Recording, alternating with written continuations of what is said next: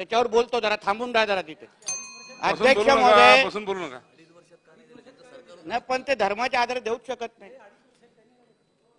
ते देण्याची इच्छाच नव्हती ते. चला अध्यक्ष महोदय, आज आपण मराठा आरक्षणावर चर्चा करण्यासाठी आपण इथे उभे आहोत अध्यक्ष महोदय. पण नेमकं आज अध्यक्ष महोदय ही चर्चा का करायला लागते? आपले ज्या ज्या लोकांनी आपले विचार इथे मांडले अध्यक्ष महोदय, सन्मान्य माजी मुख्यमंत्री अशोक चव्हाण साहेब असतील किंवा अन्य मान्यवर, प्रत्येकाने हाच विषय सांगितला की मराठा आरक्षण देण्याची जेव्हा वेळ येते तेव्हा प्रत्येकाने एकमुखी त्याला पाठिंबा देतात आणि त्यामुळे मराठा आरक्षण आपल्या राज्यामध्ये लागू झालेलं अध्यक्ष महोदय. जेव्हा एकमुखी सगळ्यांचा पाठिंबा आहे अध्यक्ष महोदय, मग मराठा आरक्षणाच्या निमित्ताने फक्त विशिष्ट लोकांनाच का टार्गेट केलं जात आहे? मराठा आरक्षण अध्यक्ष महोदय आपल्या राज्यामध्ये लागू होतं. आपल्याला हा विषय समजून घ्यायला पाहिजे अध्यक्ष महोदय की आपल्या राज्यामध्ये 16% मराठा समाजाला आरक्षण दिलं गेलं होतं. सन्मान्य देवेंद्र फडणवीस साहेब जेव्हा मुख्यमंत्री होते तेव्हा त्यांनी 16% मराठा आरक्षण दिलेलं आणि ते टिकून पण दाखवलं अध्यक्ष महोदय. नुसतं बोलत राहिले नाहीत, पण अध्यक्ष महोदय ते जे टिकलेलं आरक्षण जे त्यांनी हायकोर्टात टिकवलं आणि सुप्रीम कोर्टात पण कसं तरेल यासाठी त्यांनी सगळे प्रयत्न केले अध्यक्ष महोदय. मग पुढे जाऊन ते आरक्षण कसं रद्द झालं? आज जे आपण उठसूट जे आपण देवेंद्र फडणवीसजींना आणि आमच्या सरकारवर जी काही टीका होते अध्यक्ष महोदय, अरे ज्या माणसाने आरक्षण दिलं, ज्या माणसाने आरक्षण टिकवलं, आज आपण महाराष्ट्रामध्ये त्यांनाच विलन करायला बघतोय. आणि ज्या लोकांच्या सरकारमध्ये ते आरक्षण घालवलं, रद्द झालं, त्यांच्याबद्दल कोण चकार बोलायला तयार नाही अध्यक्ष महोदय. आरक्षणाचे खरे मारेकरी कोण आहेत हे अध्यक्ष महोदय ह्या निमित्ताने खरंच चर्चेला आलं पाहिजे. जे आरक्षण आपल्या 16% आरक्षण मराठा समाजाला होतं ते जेव्हा कोर्टामध्ये टिकत होतं, देवेंद्रजींनी सगळ्या पद्धतीने टिकून दाखवलं, विविध मुद्दे मांडले, विविध चांगल्यातले चांगले वकील उभे केले, तज्ञांशी चर्चा करून ते आरक्षण कसं टिकवायचं यावर देवेंद्र फडणवीसजींनी मुख्यमंत्री म्हणून, त्यांच्या सरकारने मुख्य सरकार म्हणून सगळ्या पद्धतीचे प्रयत्न केले, म्हणून ते आरक्षण टिकलं. पण त्यानंतरच्या सरकारने अध्यक्ष महोदय नेमकं प्रामाणिक प्रयत्न केले का? अध्यक्ष महोदय, ज्या सरकारच्या प्रमुखांच्या स्वतःच्या मुखपत्रामध्ये जे 58 मोर्चे निघाले, त्या 58 मोर्चाला मुका मोर्चा म्हणून हिणवलं. अशा व्यक्ती नेतृत्व करत असतात सरकारनं मराठा समाजाला आरक्षण देणार आहे का? हा विषय विचार करायला पाहिजे ना अध्यक्ष महोदय. मग आपण आरक्षणाचे खरे मारेकरी कोण हा खरं म्हणजे प्रश्न विचारतात कामा नये. कारण का जेव्हा आरक्षण 19च्या नंतर जे सरकार आलं त्या सरकारने नेमकं खरंच प्रामाणिक प्रयत्न केले का?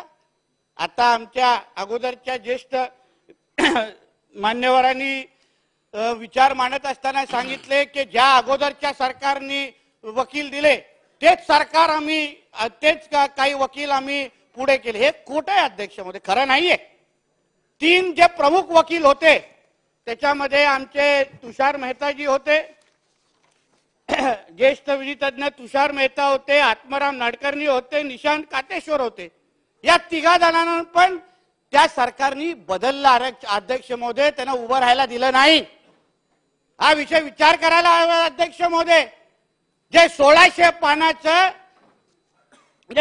पानाचं परिशिष्ट तयार केलं गेलं अध्यक्ष महोदय, जे गायकवाड समिती नेमली गेली, त्या गायकवाड समितीने ज्या काही त्रुटी ज्याच्यामुळे मराठा आरक्षण भेटलं पाहिजे त्या त्रुटीचा अभ्यास केला, हिअरिंग घेतली आणि त्याच्यानंतर त्यांनी 1600 पानाचं परिशिष्ट व्यवस्थित तयार झालं. अध्यक्ष महोदय, त्यावेळीच्या देवेंद्रजींच्या नंतरच्या ज्या महाविकास आघाडीच्या नावाचं सरकार आलं अध्यक्ष महोदय, त्याचं इंग्लिशमध्ये ट्रान्सलेशनच केलं नाही आणि कोर्टामध्ये दाखवलंच नाही अध्यक्ष महोदय. आणि मारेकरी म्हणतात कोणाला? मारेकरी हे लोक आहेत ज्यांनी सरकार असताना एका बाजूला नुसतं केंद्राकडे ज्या काही झालं तरी बोट उचलायचं आणि जेव्हा जेव्हा कोर्टामध्ये तारीख होती अध्यक्ष महोदय यांचे वकील तिथे जाऊन काय उत्तर द्यायचं? की अद्यापर्यंत आमची तयारी नाही, अद्यापर्यंत आमच्याकडे माहिती नाही. दोनदा अध्यक्ष महोदय कोर्टाच्या म्हणजे न्यायाधीशांनी तेव्हाच्या सरकारवर ताशरे ओढलेले आहेत अध्यक्ष महोदय. हे बोलणार नाही, फक्त एकतर्फी फक्त टीका करत राहायची, एकतर्फी फक्त चर्चा करत राहायची. अध्यक्ष महोदय, जी काय हिंसा त्या निमित्ताने आता होते, जेव्हा सगळ्या जणांना आरक्षण हवंय, आमचे सन्मान्य राज्याचे मुख्यमंत्री यांनी छत्रपती शिवरायांची शपथ घेतली आहे. अहो, छत्रपती शिवरायांची शपथ कुठलाही ज्वलंत मराठा कधीही खोटं घेऊ शकत नाही. आमच्या मुख्यमंत्री साहेबांनी घेतली आहे, म्हणून मला विश्वासाने मी सांगतो, कुठल्याही परिस्थितीमध्ये मराठ्यांना आरक्षण मिळणारच, एवढी मी शाश्वती माझ्या सगळ्या मराठा समाजाला देतो अध्यक्ष महोदय, सगळ्या जणांना देतो. पण अध्यक्ष महोदय, आता खरंच संशय यायला लागला अध्यक्ष महोदय, की ह्या आरक्षणाच्या निमित्ताने जे काय आंदोलन उभे राहिली आहेत, फार प्रेम येत आहे. आता जालन्यामध्ये जो काय आमचा भाऊ तिथे लढतोय, फार प्रेम येत आहे त्याच्यावर. आता फार त्याला मोठं मोठं व्याख्या दिली जाते, तो असा आहे, तो तसा आहे. पण जेव्हा तो अडचणीच्या काळात जेव्हा कोपर्डीच्या त्या आरोपींवर त्या आरोपींवर जेव्हा हल्ला त्यांनी आणि त्याच्या काही लोकांनी केला, तेव्हा त्याला वाचवायला कोणच आलं नाही अध्यक्ष महोदय यांच्यामध्ये. त्याच्यामध्ये आमच्यासारखेच लोक त्याच्याबरोबर उभे राहिले आणि सगळ्या वकिलांसाठी पैसे दिले आणि त्या लोकांना बाहेर काढले. तेव्हा कोणच नव्हते आता जे कौतुक करणारे. आता जे काय मोठं झाल्यावर आहेत सगळेजण उभे, ह्या आमचा आहे, आमचा आहे. पण आता अध्यक्ष महोदय, खरंच विचार करण्याची वेळ आहे की जे काय हे लोकांचं जे पाप आहे, जे काय मराठा आरक्षण हे लोकांनी रद्द केलं, यांची मानसिकता खरीच होती का मराठ्यांना आरक्षण भेटलं पाहिजे? की नुसतं डोलवत राहायचं, नुसतं गांभीर्य दाखवायचं नाही, नुसतं केंद्राकडे बोट दाखवायचं? कारण का बाकी सगळ्या गोष्टी महाविकास आघाडी म्हणजे अतिशय प्रामाणिक पद्धतीने व्हायचं. वसुली कशी व्हायची, किती प्रामाणिकपणा व्हायचा, तिथे काही केंद्राकडे बोट दाखवण्यासाठी कोणीच हिंमत करायचं नाही. दिवस रात्र वसुली तर व्हायची, म्हणून तर हे सगळं आज विरोधी पक्षामध्ये बसल्याची वेळ आली आहे. पण अध्यक्ष महोदय, प्रामाणिक पद्धतीने जसं आमच्या देवेंद्रजीने आरक्षण टिकवण्याचा प्रयत्न केला, आरक्षण टिकून दाखवलं, तसे प्रामाणिक प्रयत्न अगर पुढे झाले असते ना, तर आज राज्यामध्ये ही हिंसा झाली नसती. आज जे असंख्य आमचे मराठी तरुण ज्यांनी आरक्षणाच्या मुद्द्यावर जी आत्महत्या केली आहे, ते आत्महत्या करण्याची वेळच आली नसती. म्हणून त्यांच्या सगळ्या जे काही जीव त्यांनी घालवलं, त्याचे जबाबदार पण हे सगळे जण आहेत अध्यक्ष महोदय. हे मी तुम्हाला टणकावून सांगतो, कारण हे लोकांनी प्रामाणिक पद्धतीने प्रयत्न केले नाही, म्हणून आज राज्यामध्ये ही परिस्थिती तयार झालेली आहे. म्हणून तयार झाली अध्यक्ष महोदय. अध्यक्ष महोदय, एक व्यक्ती उपोषणाला बसतो, किती असं त्याला आता वर्षानुवर्ष तो बिचारा आरक्षणासाठी प्रयत्न करतोच आहे, ठीक आहे, ते सगळेजण त्याच्या समर्थनात आहेत. पण जे काय आजूबाजूला जे काय घडतंय, जी काय हिंसा घडते, आणि मग हिंसेच्या नावाने फक्त आमच्या देवेंद्रजींना टार्गेट करायचं, काड्या लावायचे, हे काय सगळे टीका करायची. मग ह्याच्या मागे नेमकं कोण आहे ह्याचाही अभ्यास अध्यक्ष महोदय करायला पाहिजे.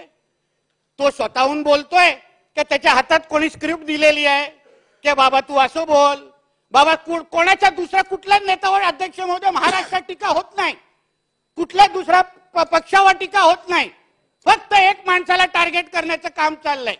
अगर खरंच प्रामाणिक अगर सगळ्यांवर अगर काही चूक सगळ्यांची काही चूक असेल तर मग सगळ्यांवर टीका झाली पाहिजे. गावबंदी, आता एका गावाचे काहीतरी फोटो मी पाहिले, एका बाजूला नेत्यांना गावबंदी, दुसऱ्या बाजूला कोणाचे तरी संघर्ष यात्रा निघतायत. म्हणजे काय, मॅच फिक्सिंग आहे, मॅच फिक्सिंग झाली आहे त्याच्या नावाने. त्याच्यातले जे त्याच्या सभेच्या अगोदर जे व्याख्यान करणं, जे काही सभेची सुरुवात करणारे जे काही लोक आहेत, तो कारण प्रदीप सालुंके नावाचा आहे, छत्रपती संभाजीराव नगरचा, आम्ही ओळखतो त्यांना. तो कसा दिसतो तिथे, आणि मग त्याचे फोटो एका विशिष्ट पक्षाच्या ज्येष्ठ नेत्यांबरोबर कसे दिसतात. मग तो जो काही आता हल्ली जो अटक झाला, तो 3 सप्टेंबरला एका ज्येष्ठ नेत्याबरोबर त्याचे फोटो कसे दिसले. अध्यक्ष महोदय, ह्याची उत्तर आम्हाला भेटली पाहिजेत ना. कारण का जो माणूस प्रामाणिक पद्धतीने प्रयत्न करतोय, ज्या माणसाने मराठ्यांना इतिहासामध्ये आरक्षण देऊन दाखवलंय, त्याच्या नावाने जर टीका होत असेल तर मग ह्या सगळ्याचे आम्हाला स्पष्टीकरण आम्हाला द्यायलाच पाहिजे, आम्हाला मिळालंच पाहिजे. नाहीतर उगाच त्याच्या नावाने, आरक्षणाच्या नावाने अध्यक्ष महोदय अगर फक्त घाणेरडं राजकारण होत असेल तर ते आम्हाला मान्य नाही. मराठा समाजाला आरक्षण मिळालं पाहिजे यासाठी आम्ही सगळ्या जणांनी प्रयत्न केलाय. एकच कोण अजूनपर्यंत राहिलेला नाही. वर्षानुवर्ष आंदोलन सुरू आहे. आम्ही लोकांनी पण राज्यभरामध्ये फिरून सभा घेतल्यात. मग राणे समिती असेल, गायकवाड समिती असेल, असंख्य लोकांनी प्रयत्न करून सकारात्मक पद्धतीने आरक्षण कसं मिळावं यासाठी अध्यक्ष महोदय प्रयत्न केलेले आहेत. मग ते समाजाला आमच्या माहिती आहे. त्या समाजाला माहिती आहे की बाबा प्रामाणिक प्रयत्न करणारे कोण आहेत.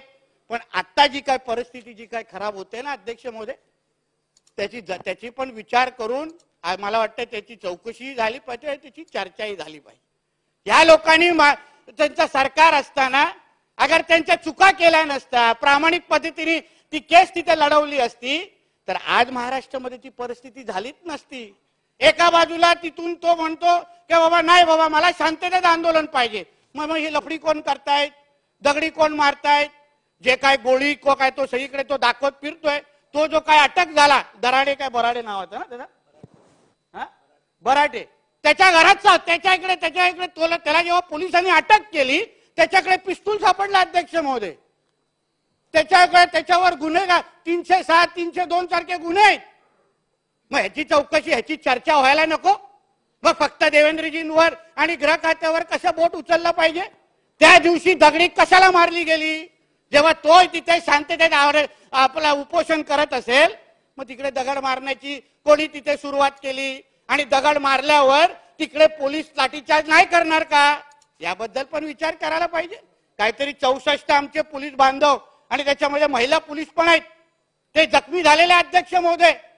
मग ह्या सगळ्या गोष्टी जे काय घडतायत फक्त एकाच पक्षावर टीका होत नाही, एकाचीच संघर्ष यात्रा सुरू आहे, बाकी मग आमच्या एकाच नेत्यावर टीका होते.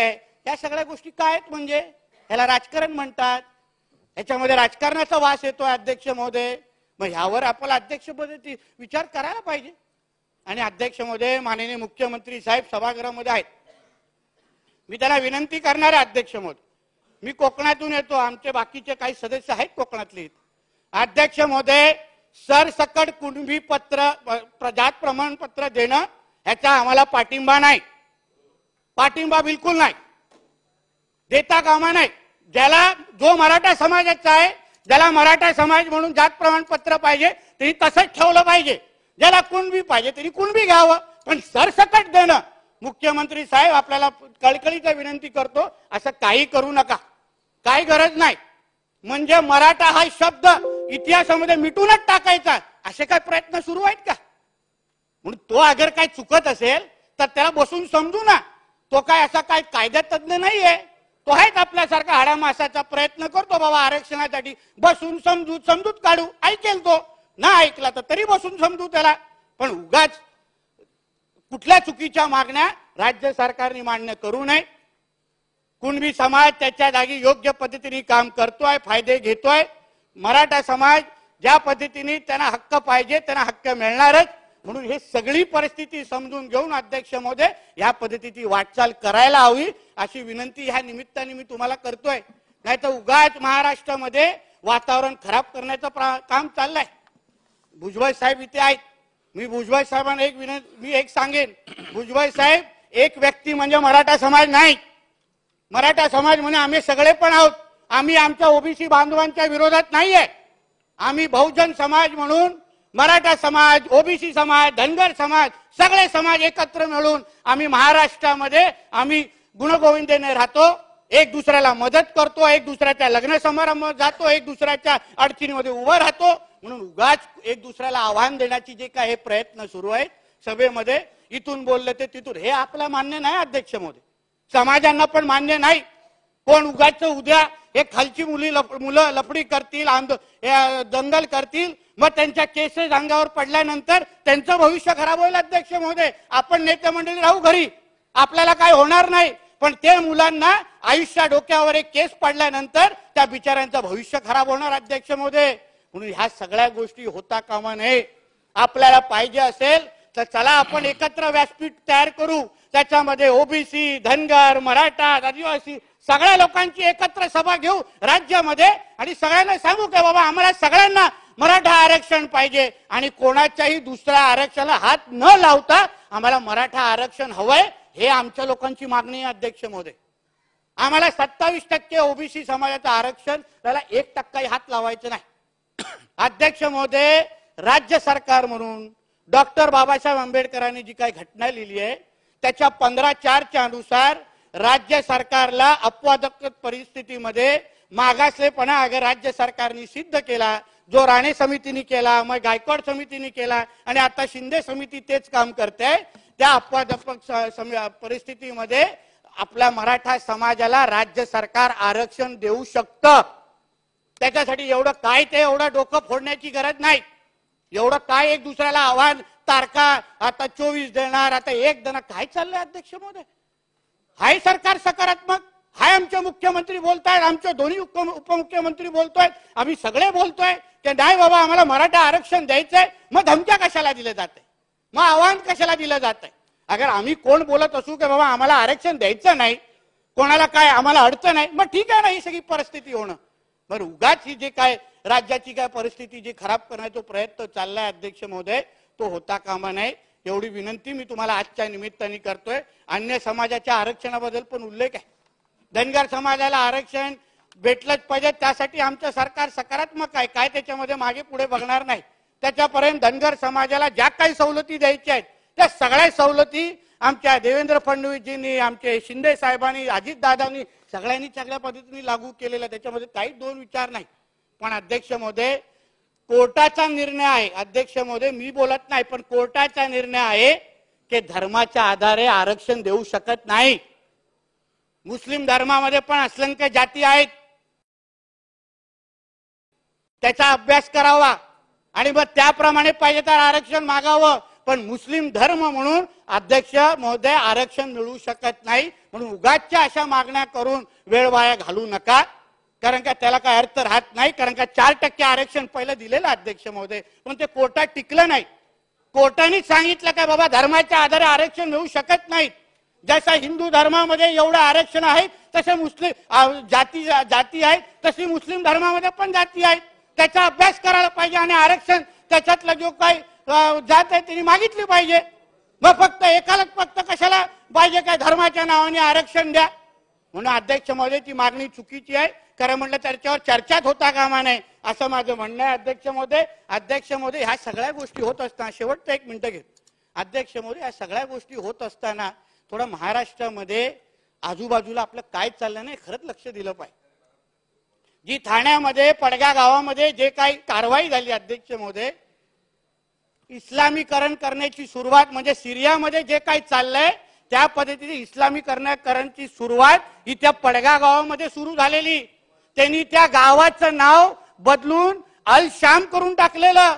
त्याच्यामध्ये जिहादी आयसिस जी अतिरेकी संघटना आहे, त्या अतिरेकी संघटनाचे असंख्य सदस्य त्या गावामध्ये जमायला सुरू झालेले की बाबा आपल्याला सिरिया सारखं इथे इस्लाम राष्ट्र बनवायचं असेल, चला सुरुवात इथपासून आपण करू. तशी हालचाली त्यांची सुरुवात झालेली. आपण एका बाजूने जातीमध्ये भांडत बसतोय आणि दुसऱ्या बाजूला हे अतिरेकी असेल, जिहादी असतील, जे काय आपल्या देशामध्ये करू पाहतायत, जे काय आपल्या कायदा आणि सुव्यवस्था अशांतता पसरवायला पाहतायत, त्याच्यावर पण अध्यक्ष महोदय आपण लक्ष घातलं पाहिजे. एवढं या निमित्ताने मी विनंती करतो. इथेच थांबतो. जय हिंद, जय महाराष्ट्र.